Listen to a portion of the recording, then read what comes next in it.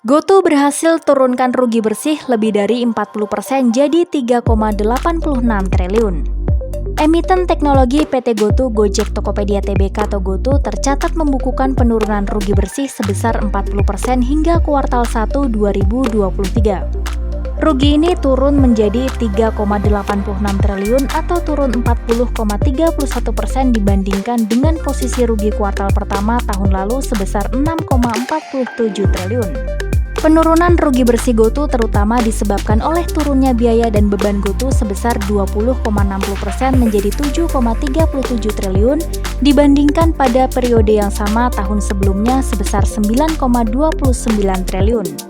Biaya dan beban ini mencakup beban pokok pendapatan senilai 1,35 triliun, beban umum dan administrasi 2,29 triliun, beban penjualan dan pemasaran 1,62 triliun, beban pengembangan produk 932 miliar, beban penyusutan dan amortisasi 706,14 miliar, dan beban operasional dan pendukung sebesar 463,6 miliar.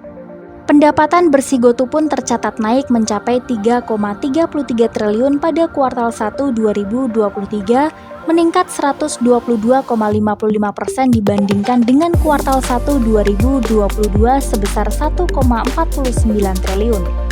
Pendapatan bersih GoTo ini didorong oleh pendapatan dari bisnis on demand sebesar 2,93 triliun, teknologi keuangan 244,2 miliar, e-commerce 2,23 triliun, logistik 547,1 miliar, dan segmen lainnya sebesar 19,26 miliar.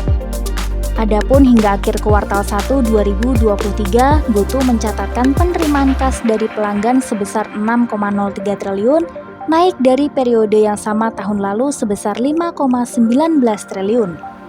Jumlah kas dan setara kas GoTo di akhir periode adalah sebesar 26,77 triliun, turun dibandingkan periode yang sama tahun lalu sebesar 26,97 triliun. Jumlah aset GoTo hingga kuartal 1 2023 senilai 135,95 triliun, turun dibandingkan akhir Desember 2022 sebesar 139,2 triliun.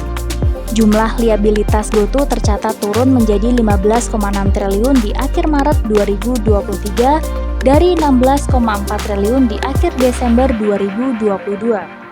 Sementara itu, jumlah ekuitas GoTo mencapai 120,3 triliun di akhir Maret 2023 dari 122,7 triliun di akhir 2022.